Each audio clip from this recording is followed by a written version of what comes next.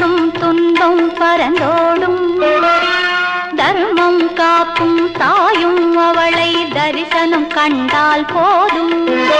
துர்க்கை அம்மனை துதித்தால் என்றும் துன்பம் பரந்தோடும் தர்மம் காக்கும் தாயும் அவளை தரிசனம் கண்டால் போதும் கர்ம வினைகளும் ஓடும் சர்வ மங்களும் கூடும்